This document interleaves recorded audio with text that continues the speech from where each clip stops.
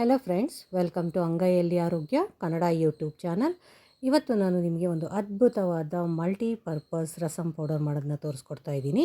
ಇದಕ್ಕೆ ಬೇಕಾಗಿರುವಂಥ ಇಂಗ್ರೀಡಿಯೆಂಟ್ಗಳು ನೋಡಿ ಈ ಥರ ಇದೆ. ಒಂದು ಸಣ್ಣ ಗ್ಲಾಸ್ ತೊಗೊಂಡು ಅದರಲ್ಲಿ 1 ಗ್ಲಾಸಷ್ಟು ಧನಿಯಾ, 1 ಗ್ಲಾಸಷ್ಟು ಜೀರಿಗೆ, ಕಾಳುಮೆಣಸು, ಹಾಗೆ ತೊಗರಿಬೇಳೆ, ಹಾಗೆ ಅರ್ಧ ಗ್ಲಾಸಷ್ಟು ಕಡಲೆಕಾಳು, ಮತ್ತು 2 ಸ್ಪೂನಷ್ಟು ಮೆಂತೆ, 1 ಸ್ಪೂನಷ್ಟು ಸಾಸಿವೆ, 4 ಬ್ಯಾಡಗಿ ಮೆಣಸಿನ್ಕಾಯಿ, 10 ಗುಂಡು ಮೆಣಸಿನ್ಕಾಯಿ ಹಾಗೂ 5 ಮಣ್ಗಟ್ಟಿ ಮೆಣಸಿನ್ಕಾಯಿ ತೊಗೊಳ್ಬೇಕು. ಇವೆಲ್ಲವನ್ನು ನಾವು ಡ್ರೈ ರೋಸ್ಟ್ ಮಾಡಬೇಕು. ಸ್ಟವ್ ಆನ್ ಮಾಡಿ ಒಂದು ಪಾನ್ ಅಥವಾ ಬಾಣಲಿ ಇಡಿ.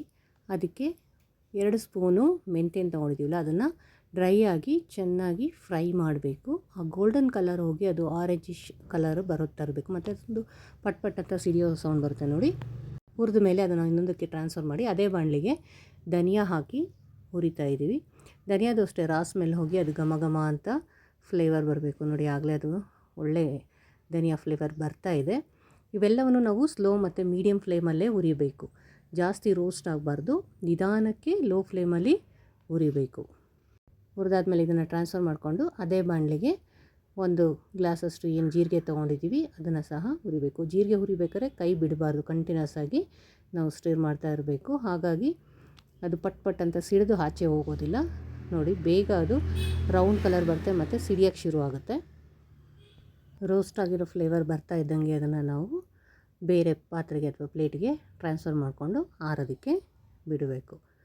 ನೆಕ್ಸ್ಟು ತೊಗರಿಬೇಳೆನ ಹಾಕ್ಕೊಂಡು ಅದನ್ನು ಸಹ ಲೋ ಫ್ಲೇಮಲ್ಲೇ ಹುರಿಬೇಕು. ತೊಗರಿಬೇಳೆ ಸಿಹಿಬಾರ್ದು, ಅದರಲ್ಲಿರೋಂಥ ರಾ ಫ್ಲೇವರ್ ಹೋಗಿ ನಮಗೆ ಡ್ರೈ ರೋಸ್ಟ್ ಆಗಿರೋ ಫ್ಲೇವರ್ ಬರಬೇಕು. ಅದು ಬೇಳೆ ಆಗಿರೋ ಕಡೆ ಏನು ವೈಟಿಶ್ ಇರುತ್ತೆ ಅದೆಲ್ಲ ಒಂದು ಆರೆಂಜ್ ಕಲರ್ ಟರ್ನ್ ಆಗ್ತಾ ಇರಬೇಕು ನೋಡಿ. ನಿಧಾನಕ್ಕೆ ಈ ಥರ ಫ್ರೈ ಮಾಡ್ತಾರಾಗಿದೆ. ಅದನ್ನು ಟ್ರಾನ್ಸ್ಫರ್ ಮಾಡ್ಕೊಂಡು ಇವಾಗ ಕಾಳುಮೆಣಸು ಹಾಕ್ಕೋಬೇಕು. ಕಾಳುಮೆಣಸು ಕಪ್ಪು ಇರೋದ್ರಿಂದ ನಮಗೆ ಬೇಗ ಫ್ರೈ ಆಗೋದು ಗೊತ್ತಾಗಲ್ಲ, ಬಟ್ ಅದ್ರ ಫ್ಲೇವರಲ್ಲಿ ನಮಗೆ ಗೊತ್ತಾಗುತ್ತೆ ನೋಡಿ. ಚೆನ್ನಾಗಿ ಹುರಿಬೇಕು. ಮತ್ತು ಕಾಳುಗಳೆಲ್ಲ ರೌಂಡಾಗಿ ಆಗುತ್ತೆ, ಒಂಥರ ಊದಿರೋ ಥರ ಆಗುತ್ತೆ. ಸೊ ಆ ಹಂತದಲ್ಲಿ ನಮಗೆ ಕಾಳುಮೆಣಸು ಚೆನ್ನಾಗಿ ಫ್ರೈ ಆಗಿದೆ ಅಂತ ಅರ್ಥ. ಕಾಳುಮೆಣಸನ್ನು ಜಾಸ್ತಿ ಯೂಸ್ ಮಾಡೋದ್ರಿಂದ ಏನಾಗುತ್ತೆ ಅಂದರೆ ಶೀತಕಾಲದಲ್ಲಿ ಬರುವಂಥ ಗಂಟಲು ನೋವು, ನೆಗಡಿ ಪ್ರಾಬ್ಲಮ್ಗಳು ಸಾಲ್ವ್ ಆಗುತ್ತೆ. ಸೊ ಚೆನ್ನಾಗಿ ಇವಾಗ ಇದು ರೋಸ್ಟ್ ಆಗಿದೆ. ಇದನ್ನು ಮತ್ತೆ ಒಂದು ಪ್ಲೇಟಿಗೆ ಟ್ರಾನ್ಸ್ಫರ್ ಮಾಡಿ ಎಲ್ಲ 3 ಥರದ ಮೆಣಸಿನ್ಕಾಯಿನೂ ಹಾಕ್ಕೊಂಡಿದ್ದೀನಿ. ಅದು ಲೋ ಫ್ಲೇಮಲ್ಲಿ ಉರಿತಾ ಇದ್ದಂಗೆ ನೋಡಿ ಮೆಣಸಿನ್ಕಾಯಿಗಳು ರೌಂಡ್ ಆಗೋಕ್ಕೆ ಶುರು ಆಗುತ್ತೆ. ಸೊ ಬೇಗ ಯಾವುದು ರೋಸ್ಟ್ ಆಗುತ್ತೋ ಅದನ್ನು ತೆಗಿಬೋದು, ಇಲ್ಲಾಂದರೆ ಒಟ್ಟಿಗೆ ಎಲ್ಲನೂ ಫ್ರೈ ಮಾಡಿ. ಖಾರ ಜಾಸ್ತಿ ತಿನ್ನೋರು ಇನ್ನೊಂದು 4 ಮಣ್ಗಟ್ಟಿ ಮೆಣಸಿನ್ಕಾಯಿನ ಹಾಕೋಬೋದು. ಆಲ್ರೆಡಿ 1 ಗ್ಲಾಸಷ್ಟು ನಾವು ಕಾಳುಮೆಣಸು ಹಾಕಿರೋದ್ರಿಂದ ನಾನಿಲ್ಲಿ ಬರೀ 4ರಿಂದ 5 ಮಣ್ಗಟ್ಟಿ ಮೆಣಸಿನ್ಕಾಯಿ ಮಾತ್ರನೇ ಹಾಕಿದ್ದೀನಿ ನೋಡಿ. ಅದೆಲ್ಲ ರೋಸ್ಟ್ ಆಗಿದೆ, ರೌಂಡ್ಗೆ ಆಗ್ತಾಯಿದೆ.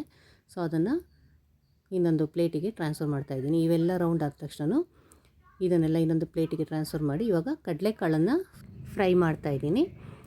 ಕಡಲೆಕಾಳು ಚೆನ್ನಾಗಿ ಫ್ರೈ ಆಗಿ ಅದ್ರ ಮೇಲ್ಗಡೆ ಸಿಪ್ಪೆ ಪಾಪಪ್ ಆಗಿ ಸ್ವಲ್ಪ ಓಪನ್ ಆಗಬೇಕು. ಆ ಹಂತದವರೆಗೂ ನಾವು ಇದನ್ನು ಚೆನ್ನಾಗಿ ಫ್ರೈ ಮಾಡಬೇಕು. ಅಂದರೆ ಎಲ್ಲ ಡ್ರೈ ಮಾಡೋದ್ರಿಂದ ನಾವು ಕಂಟಿನ್ಯೂಸ್ ಆಗಿ ಮಾಡಬೇಕು. ಯಾವಾಗ ಸ್ವಲ್ಪ ಫ್ರೀ ಟೈಮ್ ಇರ್ತೀವಿ ಆವಾಗ ಈ ಥರ ರಸಂ ಪೌಡರ್ನ ನಾವು ಮಾಡಿಟ್ಕೊಂಡ್ಬಿಡಬೇಕು. ಬೆಳಗ್ಗೆ ಗಡಿಬಿಡಿನಲ್ಲಿ ಈ ಥರ ಯಾವುದೇ ಪೌಡ್ರ್ಗಳನ್ನ ನಾವು ಮಾಡಬಾರ್ದು ನೋಡಿ. ಈ ಥರ ಓಪನ್ ಅಪ್ ಆದರೆ ಅದು ಫ್ರೈ ಆಗಿರುತ್ತೆ ಮತ್ತು ಚೆನ್ನಾಗಿ ಬೆಂದಿದೆ ಅಂತ ಅರ್ಥ. ಸೊ ಈ ಥರ ಎಲ್ಲ ಪಾಪಪ್ ಆದಮೇಲೆ ಅದನ್ನು ಗ್ಯಾಸನ್ನು ಆಫ್ ಮಾಡಿ ಇವಾಗ ನಾನು ಸಾಸಿವೆ ಹಾಕ್ತಾಯಿದ್ದೀನಿ. ಆ ಬಾಣಲಿ ಕಾವಿಗೆ ಸಾಸಿವೆ ಸಿಡಿದು ಬಿಡುತ್ತೆ ಎಲ್ಲನೂ ನೋಡಿ. ಕಲರು ಚೇಂಜ್ ಆಯಿತು, ಒಂದೊಂದೇ ಪಾಪಪ್ ಆಗ್ತಾಯಿದೆ. ಸೊ ಈ ಹಂತದಲ್ಲಿ ನಾವು ಅದನ್ನು ಆಫ್ ಮಾಡಿಬಿಟ್ಟು ಎಲ್ಲ ಆರಿದ ಮೇಲೆ ಫುಲ್ ತಣ್ಣಗಾದಮೇಲೆ ಒಂದು ಮಿಕ್ಸಿ ಜಾರ್ಗೆ ಹಾಕಿ ಅದಕ್ಕೆ ಹುರಿದಿರೋ ಅಂಥ ಸಾಸಿವೆನೂ ಹಾಕಿ 1/4 ಸ್ಪೂನಷ್ಟು ಹಿಂಗನ್ನು ಹಾಕಬೇಕು.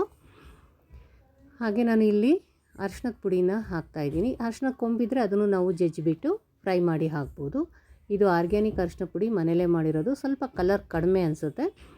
ನಾವು ಅಂಗಡಿಯಿಂದ ಅಥವಾ ರೆಡಿಮೇಡ್ ತಂದರೆ ಅದು ಅರ್ಧ ಸ್ಪೂನ್ ಆದರೆ ಸಾಕು. ಇದಾದರೆ 1 ಸ್ಪೂನಷ್ಟು ಹಾಕಬೇಕು. ನಾನು ಈ ಮಸಾಲೆಗೆ ಮಾತ್ರ ಉಪ್ಪು ಹಾಕ್ತಾಯಿದ್ದೀನಿ. ಒಂದು ಅರ್ಧ ಗ್ಲಾಸಷ್ಟು ಸಾಲ್ಟನ್ನು ಆ್ಯಡ್ ಮಾಡಿ ಒಟ್ಟಿಗೆ ಇದನ್ನು ಗ್ರೈಂಡ್ ಮಾಡಬೇಕು ನೋಡಿ. ಇಷ್ಟು ಗ್ರೈಂಡ್ ಆದರೆ ಸಾಕು. ಬೇಕಂದರೆ ತುಂಬ ಫೈನ್ ಆಗಬೇಕು ಅಂದರೆ ನಾವು ಜಡಿ ಹಿಡಿದು ಮತ್ತೆ ಇದನ್ನು ಗ್ರೈಂಡ್ ಮಾಡ್ಬೋದು. ಬಟ್ ಇದನ್ನು ನಾವು ರಸಂ ಜೊತೆಗೆ ಬೇರೆ ಅನೇಕ ಅಡುಗೆಗಳಲ್ಲಿ ಬಳಸೋದ್ರಿಂದ ಈ ಹದ ಆದರೆ ಸಾಕು. ಘಮ ಘಮಿಸುವ ಮಲ್ಟಿಪರ್ಪಸ್ ರಸಂ ಪೌಡರ್ ರೆಡಿಯಾಗಿದೆ.